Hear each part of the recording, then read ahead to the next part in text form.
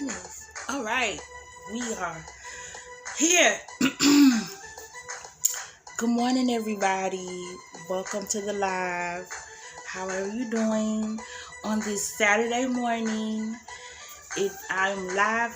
We are here in the Clubhouse to do a reaction to a 2022 just released Amazon original in association with Blumhouse. Another one from Blumhouse, The Nanny. I wish I could be excited coming on about this movie so far, but I'm not. I feel like I'm watching a very long Lifetime episode, The Nanny, not a Blumhouse horror, The Nanny. It has been suspenseful,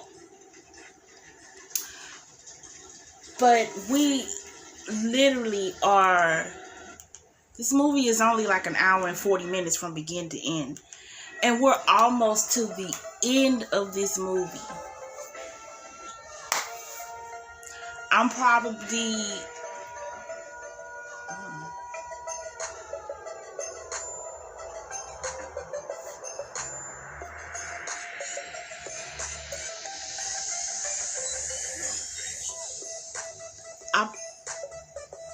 that was a little freaky.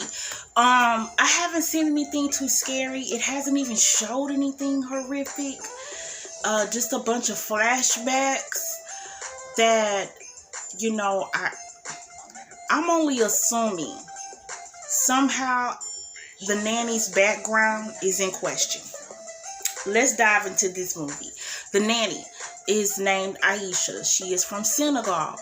Her family is, well, her son, and I believe her sister, or maybe, yeah, it has to be her sister, because the boy calls her aunt, is in Senegal still, and she is working to save up money while she lives with her aunt in America to get money to bring her son over there to spend with, you know, just to be with her.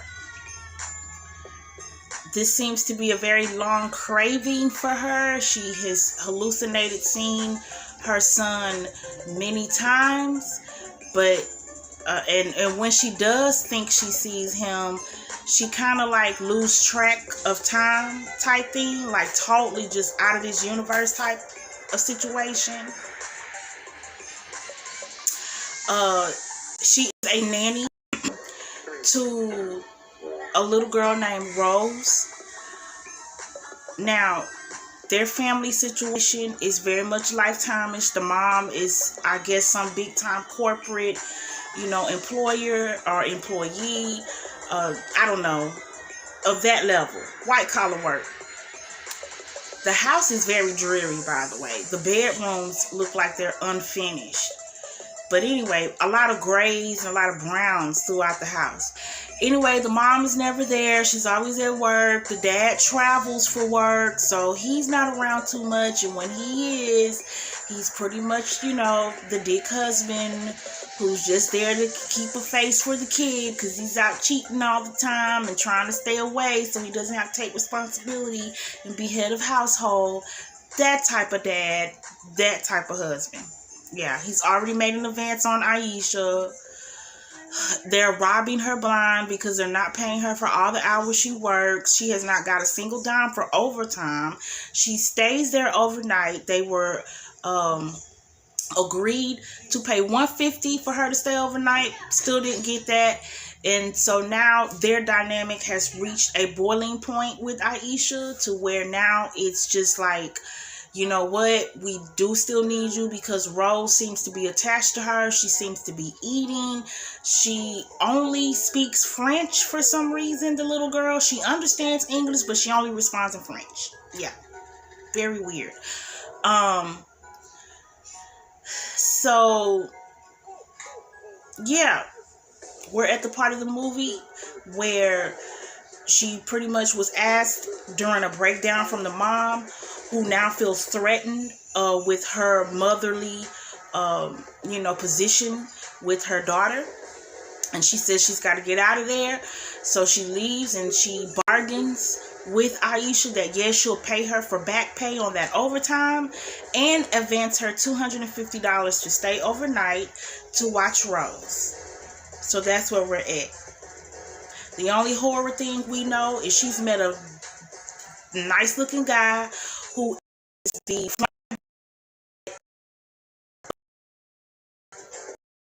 family that she babysits for.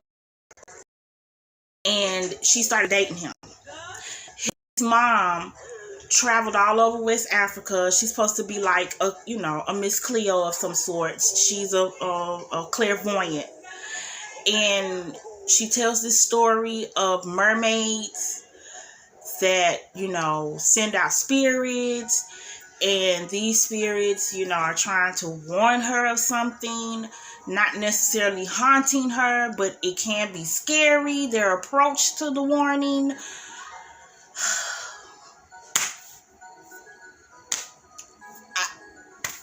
I'm just not feeling this, and I want to, because the acting is impeccable. I mean, it's kept me interested because I do feel like I'm watching a soap opera with just a little twist of thriller moments. We still don't know the real true background of Aisha. We haven't even seen Aisha's aunt anymore in this movie, who we were introduced at the very beginning. So we don't know nothing about her for real. Why is she so, guilt-ridden, and her heart is so torn down on her son? We don't know. Just picking up on signs. Maybe her son's not living. I don't know. Just weird. Now what we're watching right now is the kid is missing in the house. And now the paintings that Aisha has been seeing in the house are starting to come to life. Not sure if, here's the thing. There was a story. There's always these stories being told in this movie. And I feel like those stories mean something. There was this one story from her boyfriend's mother about her daughter, his sister, who's no longer with them because of mental health issues. And I'm trying to maybe assume that what we're watching is Aisha play that out and she just doesn't know it. Or maybe the audience doesn't know it and she does know it, and she's been trying to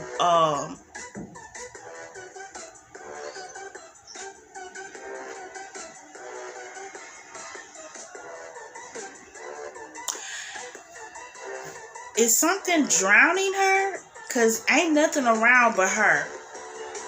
But it looks like something's forcing her to almost drown in the tub of water. Oh no, she had the knife and was about to kill the little girl. The little girl is in the tub.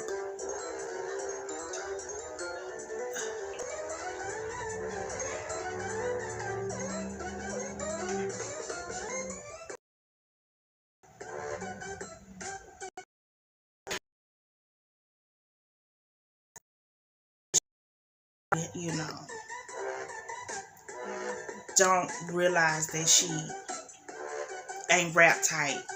That's all I can assume so far from what I'm watching, because I can tell you right now, this slow build of this movie is aggravating. They describe this as a horror thriller suspense, and all three have not been felt. More of family drama, mystery. Yeah, that's what I'm getting. Very much old network, on network, Lifetime, Hallmark. Oof.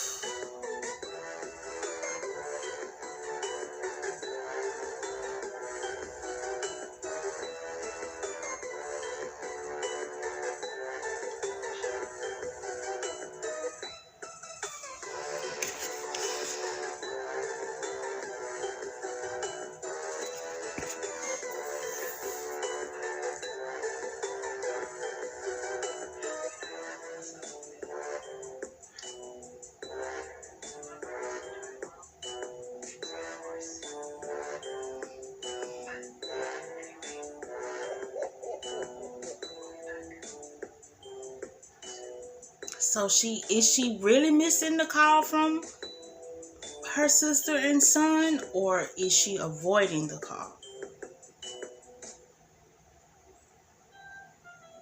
Cause it's also this picture painted like she is which I'm pretty sure she is, like she's overworked, like she has no time to do anything but just watch this kid because the parents are never there.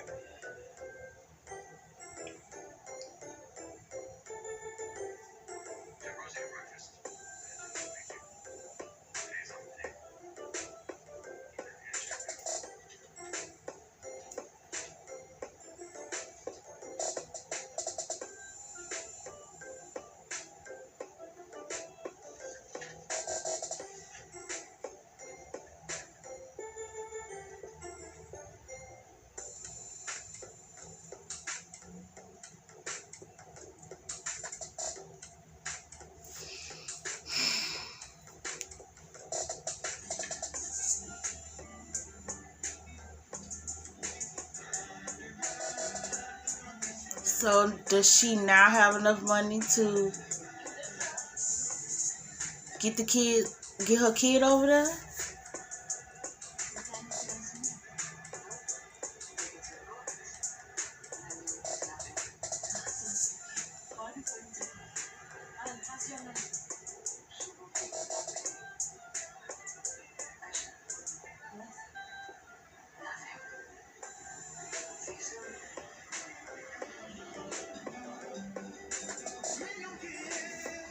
Okay, so she's getting to pick up her son.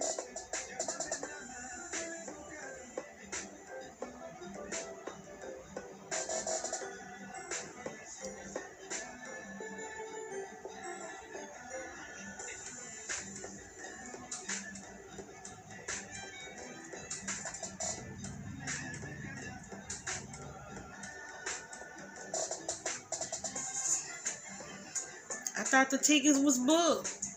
What happened? Where they at?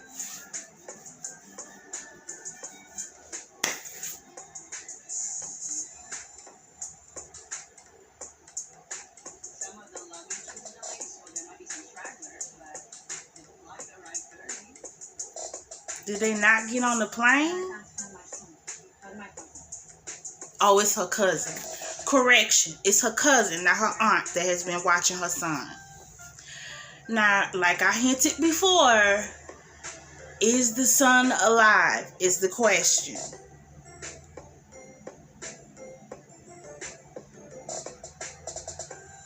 I'm just saying, is she having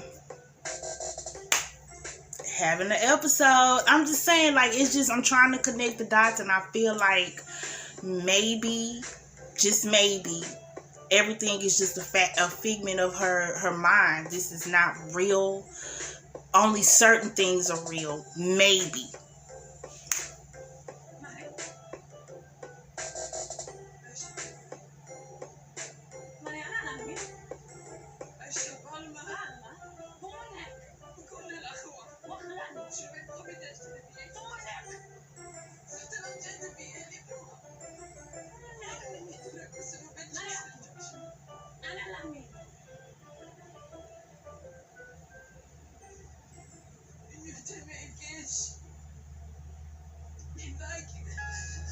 Oh no, her son is not alive. I knew it.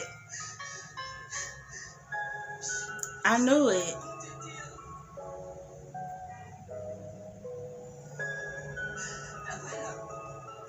Her son drowned.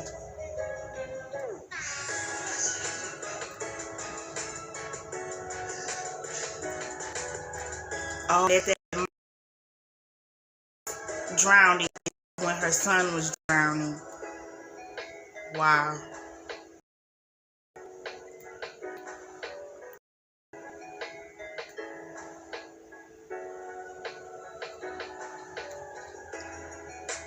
That's messed up.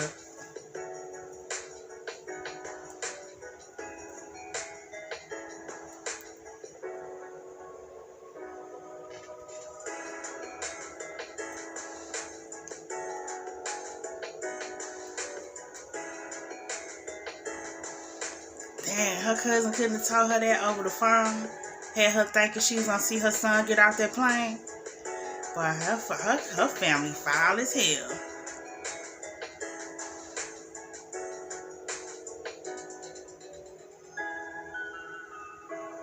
Okay, but what is the horror of this movie, y'all?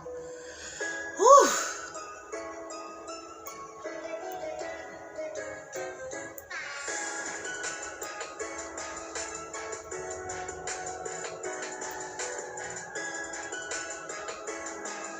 I mean, the only thing that is horrifying is the fact that the poor girl can't get no day off, and then she can't really, you know what I'm saying, just have a flexible work schedule. That's probably the only thing horror about the movie is her work schedule and dealing with that baby all day.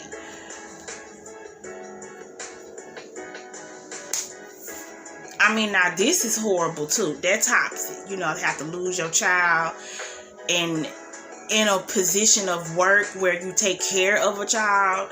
That's a very bad position to be in.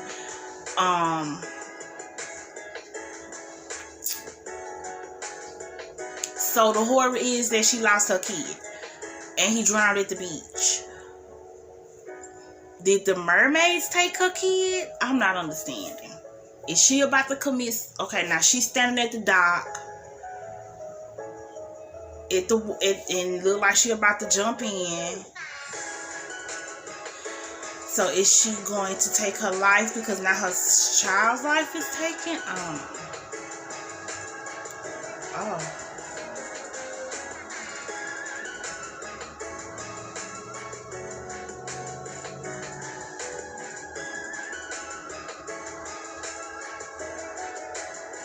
Well, she jumped in the water.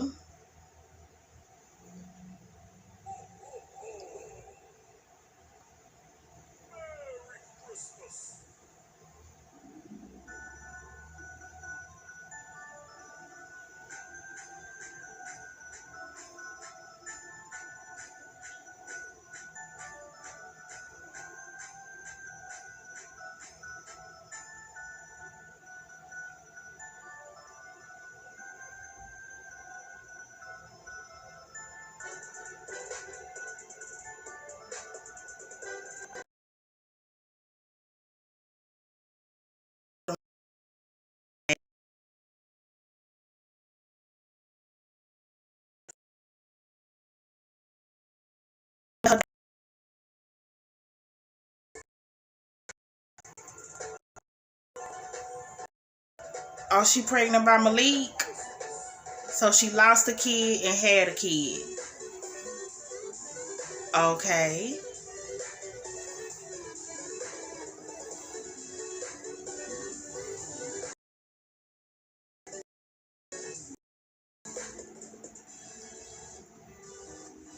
So the mermaids took her baby and gave her baby?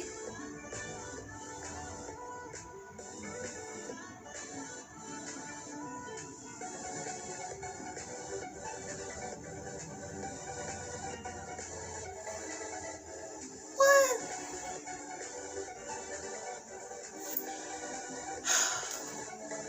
Is she a mermaid? Oh, girl, this was so weird. And they said, hold on. Wait a minute. Now, I read that this was supposed to be one of the best horror movies of the year. I believe that that's an opinion that can be debated. I'm just saying. Now, let's go seek this movie because it did have some good reviews on it, and I would like to know what I just watched because I'm not impressed, and I don't even freaking get it for real. What was the point? What was the horror? What did I just watch? What was the message? They take a life, they give a life. Whoopee. What? Like, this was not my type of movie. But I would like to have an understanding.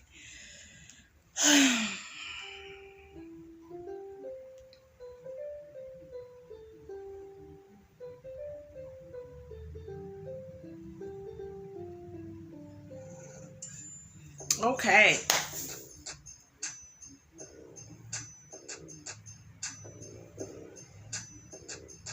A slow burn terror. Well, it was that.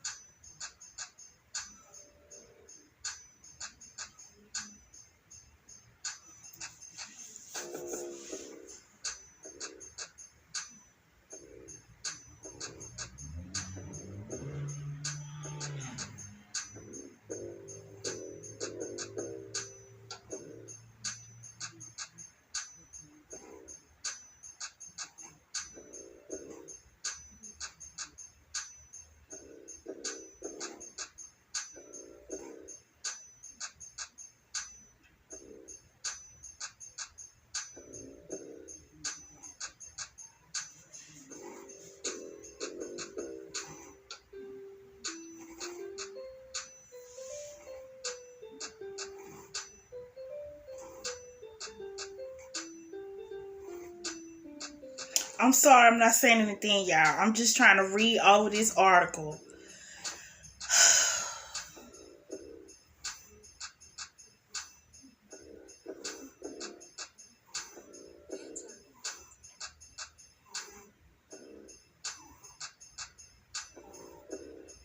Okay, so the message, which is what I kind of already figured.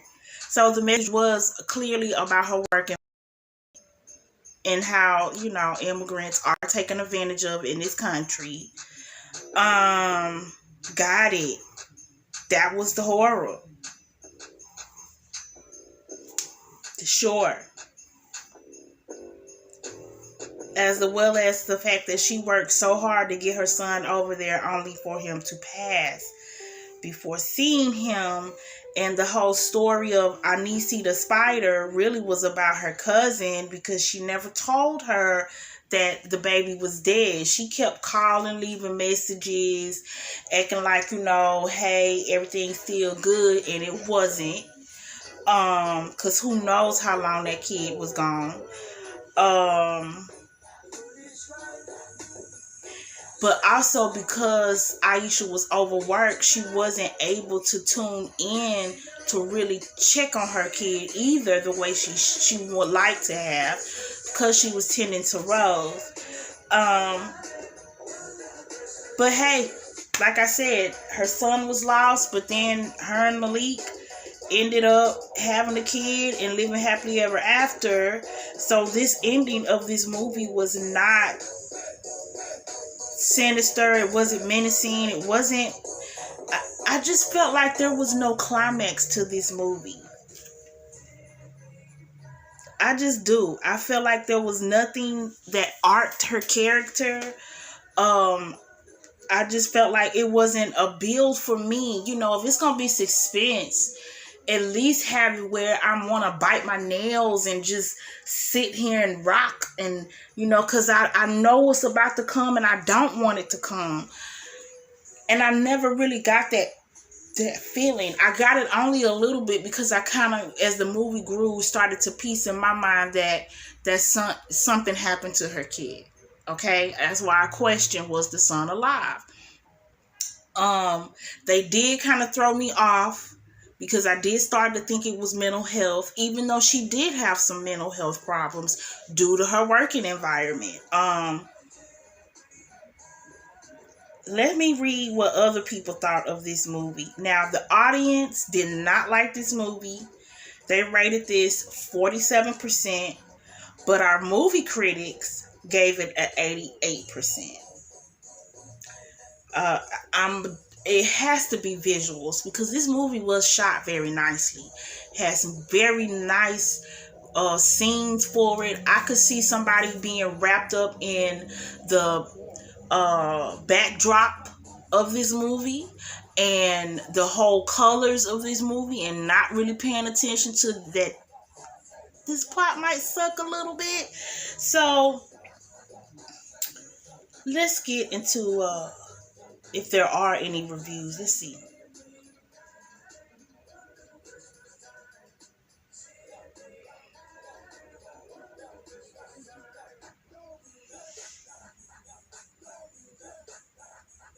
Has an unsettling tone. She has to face her own haunted visions. With a story that entwines a mother's intuition and ancient folklore, Nanny is a film that won't be easy to shake. Well, I guess as a parent, or even more so a mother, you would probably, feel like, ugh, like a little bit eerie watching this, because that is a fear of any mother as their child grows up and has to enter out that door from their care. It is always that, gnawing back of the feeling of, I hope my kid's okay. I hope their day is okay. I hope they're safe. So yeah, I could see that. But that doesn't mean it's a home-based feeling. It doesn't mean that every mom that watches this movie is probably going to be impacted with that feeling. They keep saying this is a sensational directorial debut. I mean, it cinematography-wise, this movie is kick-ass. And like I said, I feel like that is what is selling this movie, along with the great acting performances of the cast. Let me just get into that in just a few minutes. There you go. A movie critic of some sort said it's a true visual achievement that shows great promise for Jusu's future. I believe that's how you pronounce the director's name and writer of this film. But the score from that person was a 3.5 out of 5. So I feel like the average person that is giving this movie props, I'm hitting it dead on. They're sold by the visuals and not by the plot. Because we have a lot of low scores, but a lot of high praises in the reviews and writing. I would like to see what the audience gave.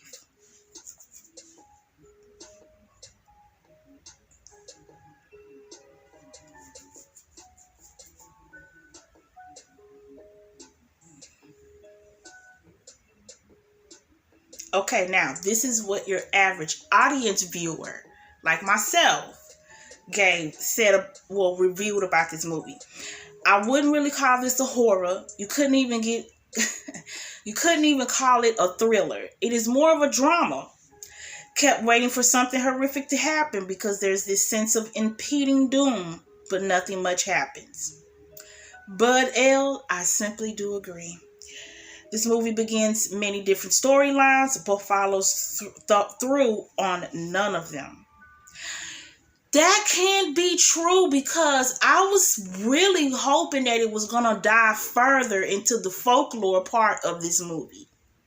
I thought it really was going to be like an actual mermaid and all that stuff, like a spider. I thought all that was going to come to life. And now that would have been amazing. But we didn't get that. Such a great start with well-developed characters. When I saw the credits, I was blown away by how much it didn't deliver. What a total letdown in the end. Still so much promise from director Nikyatu Jusu. I hate to score it so low, but it was like she forgot the climax altogether. Okay, then it wasn't just me. This movie does not live up to the hype. It almost gets to the point of being considered a groundbreaking film and then stops short. I had such high hopes, but was left with nothing but questions by the end of the movie. They explore the Anasi African folklore, but doesn't explain it enough to the audience for it to make sense. Exactly, my friend. An amazing film.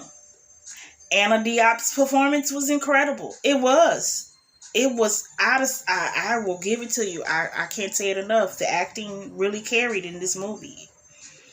I would have to agree with the audience reviews, to be honest.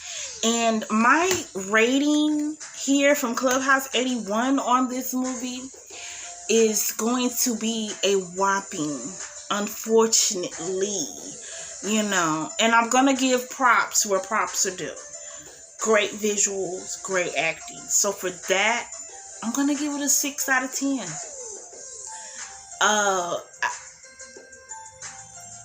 If it was not for the cinematography, this movie definitely would have got lower. Let's talk about this cast. Now, we had Anna Diop, which played Aisha. We had Michelle Monaghan that played the wife and the mother of Rose. She is also the woman who played in Gone Baby Gone, Kiss Kiss Bang Bang, Source Code, and Patriots Day, just to get yourself familiar with her. So she was there. The guy who played Malik played in Friday Night Lights, The Secret Life of American Teenager, and American Soul. And he is a nice looking piece of man, let me tell you that. Okay. The mother of Malik, Kathleen, her name is Leslie Uggams. Now, her face is familiar. Let's see where we know her from.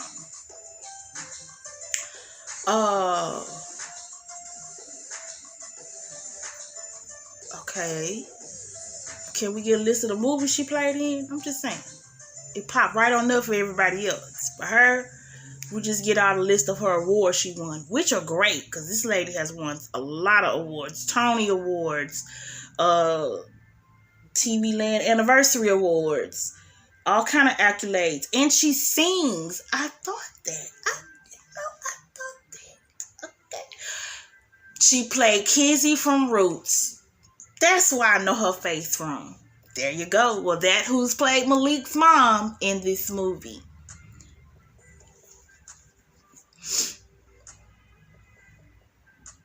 Who else is in this movie? Morgan Spector played the husband. Oh, I think there was I didn't see Felicia Rashad in this movie, but okay. Maybe I got up away from the movie and missed that part.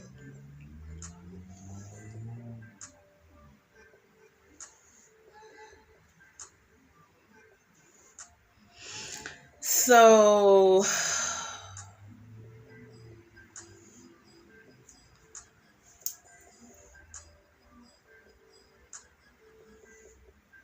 Felicia Rashad was supposed to play the mother, but ended up being replaced by Leslie Uggams. Okay. It was announced on April 13, 2021 that this was going to be the directorial debut from Uzu of this movie that got picked up by Amazon. How does Blumhouse get involved with this? Don't know. It premiered at this year's Sundance Film Festival, and where it won the Grand Jury Prize, making it the first horror film to ever win this award at Sundance. Wow. They were impressed. Yeah. Wonder what helped aid in that decision. So anyway, hey, 6.5 out of 10. Do I recommend this movie? Watch it at your own risk. This is a very Pacific taste movie. This would have to be, if you're into that type of horror, then go right ahead. This is not his house. Again, disclaimer, this is not his house. Because I feel like if you watch the trailer and you get the sense that you're about to go into this movie and have the same experience as watching his house, really disappointed. And I don't want to let you down. I will be very transparent. It is not the same. It is nowhere near the same. The same type of message may be there, but not the same delivery. And this movie could have had some work in the horror for me. So again, this is a particular taste movie. If you like those type of pacing movies that are slow and suspenseful, you know, nothing horror to see, just a whole bunch of like, ooh moments, check it out. But if you are like myself, you know, you're into the more campy, straight in your jump scare, you can pick up about 30 minutes into the movie what it's gonna be about, but you still want to watch it because it makes sense and it's good, I wouldn't recommend you watch it because you might not enjoy it, but do give it a try if you're interested. Okay, Amazon Prime is where you can watch this movie for free with a subscription, you guys. And this is going to be a short reaction. We will be back for another highlight special because I'm off on Monday. So we're going to be back with another review of a movie that came out this year and it just came out on HBO Max. If you got a subscription and you already know what it is, drop it in the comment section, okay? But I'll be back Monday for another reaction to a movie night, and it will be our holiday special of the month. Also, if I don't come back today, I definitely will be back tomorrow. We do need to do something for monthly movie tribute. Let me just have your attention for a quick 2 minutes. Okay, so I know I scheduled to do a reaction to John Hughes' Planes, Trains, and Automobiles. And of course, as I began to watch some of the movies so that I could come in and do that reaction, I got turned off. Now, I'm not saying the movie's bad. The movie is hilarious, but I already know what's going to happen. I knew immediately, a few minutes into the movie, what this movie was going to be about and the ending and everything. And once I read about it, I was dead on. And that took out some of the spark for me to do the reaction. So I don't want to do it anymore. I don't know what's going on with this month's theme. We did so good last year, but we also had Matrix last year as our big monthly movie theme. So we don't have that this year to some degree. And yeah, it's a kind of a bummer. So it's been very difficult for me to find something that I want to react to and I want to watch to react to for monthly movie tribute. I could watch movies that I've seen before, but that reaction would not be authentic. And because of that, and I'm doing it live, I don't want to just sit here like, yeah, I know that part's coming.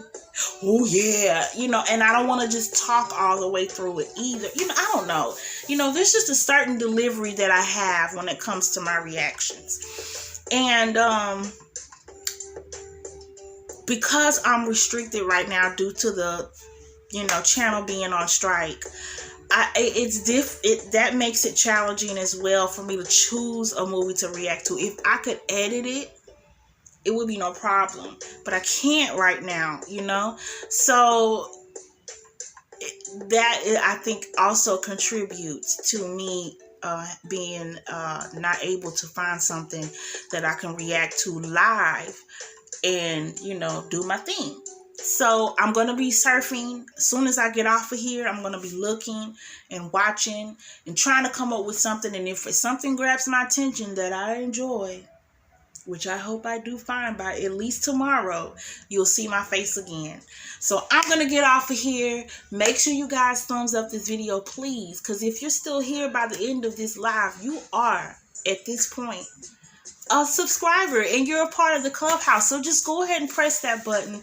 Join the fam. Hang out with us each time we do a reaction on this channel, Clubhouse 81. We would love to have you. Thumbs up, everybody, before you get out of here. I'll see you guys later. Peace.